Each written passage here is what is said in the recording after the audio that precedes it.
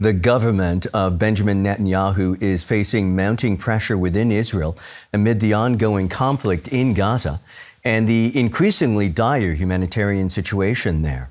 This was the scene in Tel Aviv late Saturday, where thousands of people gathered to protest against the country's leadership. They are calling for new elections. It's now more than 3 months since Israel launched its counteroffensive in Gaza after the unprecedented cross-border attacks by Hamas on October 7th. Hamas is classified as a terrorist organization by multiple countries. Let's talk to our DW correspondent in Jerusalem, Rebecca Ritters. Rebecca, great to see you again. Thousands of people are protesting against Israel's leadership. What exactly are the demonstrators demanding? Yeah, that's right, Michael. We saw multiple protests across the country last night. That one in Tel Aviv that you speak of, that is certainly the largest of the ones that we saw yesterday. And it's something we've been seeing every week since the beginning of this conflict, people coming out there to demand a largely different strategy to the way that the hostage situation is being dealt with. And that's something, those calls growing louder and louder the longer these hostages remain inside Gaza, families becoming increasingly anxious and increasingly angry towards the government. And we're definitely seeing calls for fresh elections, calls for the government to stand down. We saw other protests in other cities such as Haifa, even in Caesarea, which is where Prime Minister Benjamin Netanyahu has a private residence. There were people outside his house campaigning, protesting for him to stand down. People increasingly across Israel frustrated with the way that he's been handling this, many saying that he's doing everything he can to save his own political bacon and he's not taking what they see as the most important thing, of course, the hostages, and trying to get the hostages out of Gaza. He's not taking that seriously enough. We're also seeing other protests. We saw protests calling for him to stand down, anti-government protests, but these are by no means anti-war protests. There is still a great deal of support for the war aim of dismantling and destroying Hamas completely, making sure they are no longer a threat to Israeli society and Israelis. But the way in which that Benjamin Netanyahu is carrying these aims out is something that people are becoming increasingly angry about. Rebecca, Netanyahu issued a statement Saturday essentially saying he opposed Palestinian sovereignty. It seems to contradict U.S. President Joe Biden's description of his telephone conversation with Netanyahu earlier. Yeah, these statements are not a surprise for Benjamin Netanyahu. He said it even before this whole situation began on October 7th. This was a long-standing stand of his, saying that Israel needed to maintain security over the entire region, and that runs in conflict with a Palestinian state or Palestinian sovereignty, certainly. That's something that he's maintained. We have been seeing a lot of pressure from the US that a two-state solution, that a diplomatic solution is the only way forward, and that things must start to develop towards forming a Palestinian state. And then, there was, of course, a lot of disagreement, people thinking that that was not how the government was leaning here in Israel. But then we had that conversation between US President Biden and Netanyahu on Friday, and then, the White House certainly signaling that Benjamin Netanyahu made noises or made suggestions in that phone call that he was open to that two-state solution. As you say, now coming out with conflicting messaging, saying that he isn't. That's really, flying in the face of US President Biden, his staunchest ally. Biden, through his own political, it has not looked good for him domestically, politically, to stand so strongly by Israel. He's copping a lot of flack both in the US and internationally for it, and yet he maintains that. And now we see Prime Minister Benjamin Netanyahu coming out against his statements. So very interesting to see where this will all lead, Michael. That's Rebecca Ritters in Jerusalem. Many thanks, Rebecca. And for more on this, we can speak now to Abbey Onn. She is an American Israeli living in Tel Aviv.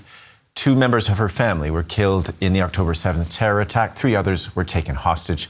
2 were released, but 1 is still being held hostage in Gaza. Abbey, thank you so much for taking the time to speak to us. Can you tell me more about what happened to your family? Thank you for having me.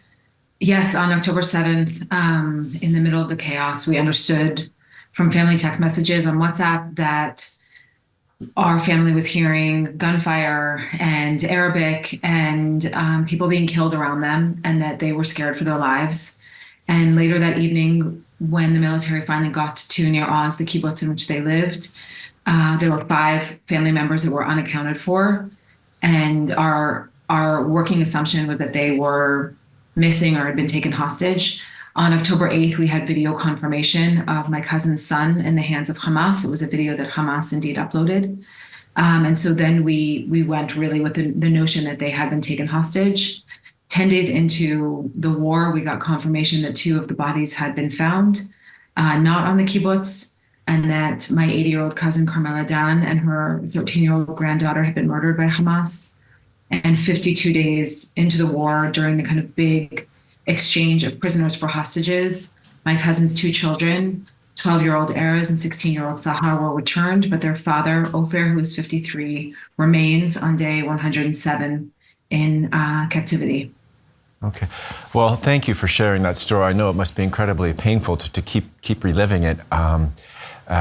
Just as regards the freeing of the hostages and the pressure that's coming along onto the government in these big demonstrations we were just reporting on, do you think that the government is going about freeing them in the right way? Does there need to be a change in policy somehow? I think that there's some sort of split in the war cabinet of people who believe that the hostages should be the first priority and people who believe that the eradication of Hamas should be the first priority.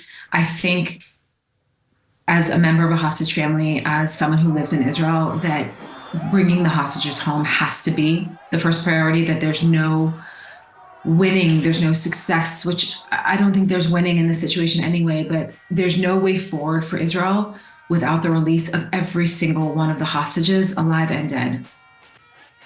And as regards the protest and the hostage families, I was reporting myself recently in Israel, and these families are an emerging political force that the government can't really ignore. Do you think they're going to be able to have an effect on government policy as they continue to demonstrate? I hope so. I mean, we're after a year of protesting in this country with regard to the judicial reform. And I think in the aftermath of October 7th, we saw a lot of unity, which hadn't been the case. And I think now we're seeing this split again, which is these families are saying, you have to put the hostages, you have to put our family members first. And the call for Netanyahu to step aside and for elections. I think that as Israelis, we're in one of our hardest moments because we, as a country, want peace. We want a 2-state solution. We want to live next to a Palestinian state that is being run by a government who acknowledges Israel's right to exist. And the main challenge to that is that we don't have a partner at that table. You talk of a 2-state solution. President Joe Biden has been saying that he still thinks it's a viable thing, and he thinks that Prime Minister Netanyahu believes it is as well. However, Netanyahu just came out shortly after speaking with Biden on the phone and saying that's not at all the case.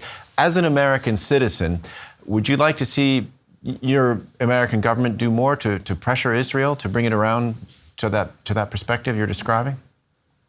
I think so. I think at this point that Netanyahu is the only one that's going to be able to come to the table to make an agreement to release the hostages at this point, right? And so if Biden and his government can help us get there, then, and I can tell you as an American, our government in the United States has done everything possible to make Israel feel supported, to make American families of hostages feel supported. Carmela, my cousin that was murdered, was an American as well. And they have shown up with full force. And I think America and Israel have always been strong partners, and this is a time to continue to pressure Israel to work in the right direction. And for me, as a citizen of both countries, that direction has to be the freeing of hostages, no matter what, right now. That's the only step forward. And I think that's what has to be both a priority for the United States and for Israel. Okay, Abbey, thank you so much for your time and for sharing your story. Abbey Onn talking to us from Tel Aviv. Thanks. More than 25,000 people have been killed in Gaza, according to the Hamas-controlled health ministry, and there are growing fears of widespread famine and disease among those still trapped there. The United Nations is calling for the urgent scaling up of humanitarian aid and basic supplies. It says only 15 bakeries are still functional across the entire strip. One group of volunteers is working to try to fill the gap. It was a staple before the war. Now bread is the main source of food for Gazans. But it's in short supply. These international volunteers in Rafah have set up a makeshift bakery to help feed displaced people. Still, they can't keep up with the demand.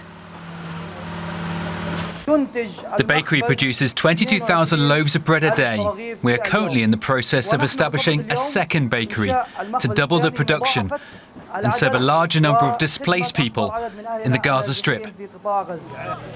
Around 1 million people have fled to Rafah to escape Israeli bombardments, according to the United Nations.